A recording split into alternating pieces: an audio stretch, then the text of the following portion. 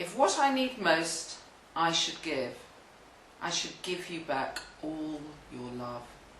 My cashmere coat, a new speedboat, an E-type Jag, a good hard slap, my head in your lap.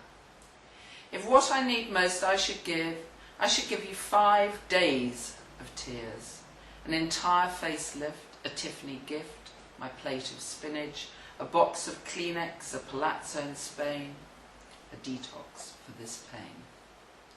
If what I need most I should give you 100 hugs and kisses, a spiritual healing, my 4 walls around the ceiling, some decent sex, Shalimar perfume, some exercise regimes, a new set of dreams.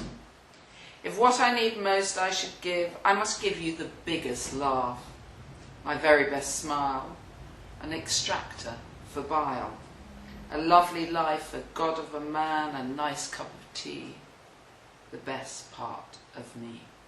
If what I need most I should give you. So I guess all of my poems are love poems in some way or another, about the getting of, the wanting of, the needing, the giving back, the love's young dream, and the old heartache stuff. They all kind of go around in some sort of order like that. And people say that you only actually write poems when you're in a state of pain, but I don't think that's always true, but they seem to come easier like that. But this is about kind of having to deal with the reality of love, and this is called Some Things Are Hard. Some things are hard to swallow. 100-year-old eggs, a mouthful of fresh sick, those hairy tarantula's legs. Some things are hard to take. Your lover, now they've left. Bloodshed of pointless war, worse, a child's death. Some things are hard to endure. Him smelling again of some cheap tart. Dog shit covering the streets, and what galleries these days try to call art. Some things are hard to resist. The way that you and I kiss. The cocoon of your embrace, all of you I try not to miss. Some things are hard to believe, that my heart will feel no pain, that this key fits the world's door, and there's no more worries ever again. Some things are hard to believe, really hard to believe. So I only started teaching about 2 years ago, and it kind of led on from writing all these teenage books, and then I was having to go to schools and give lectures, and I suppose when I first started writing I did a lot of the festivals, Edinburgh Festival, Cheltenham Festival, Windsor, I don't know, I seem to have done them all several times over. Latitude Festival, that was good fun. And somebody, my friend Anushka Gross, who's a novelist and psychotherapist, she said, would I cover a couple of her classes? And I was like terrified. How am I going to teach? I don't know how to teach. And she said, Sophie, you've written and had published all these books, it's not that hard, you just have to get into the swing, listen to them, reply, and you have all this knowledge. And of course you take it for granted what you learn on the way, but you do kind of amass this huge knowledge about writing if you do it for long enough, apparently. I said, yeah, I'd like to do creative writing for beginners though, because then you're coming in without people thinking that they have this knowledge.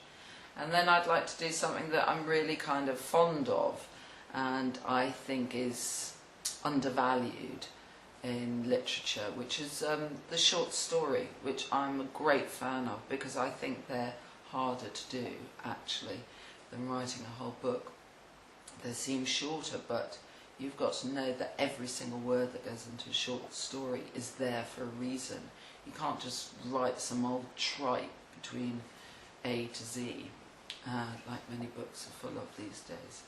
So that's kind of examining and taking apart things like Raymond Carver, stories like The Cathedral, really make you think about the craft of writing.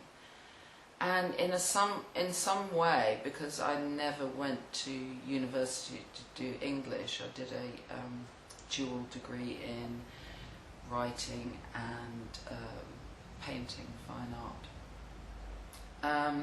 There was never anybody on my back saying, you know, tell me what this text means, or why is this put together like that. And in many ways it can take out the joy of reading just for the pleasure of reading for a story, because you start to analyse everything.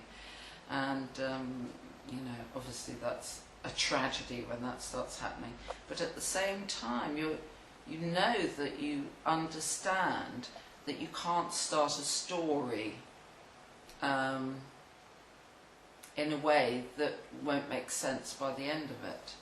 And I always say that the thing about stories, and indeed life, is that they're like circles, they're cyclical.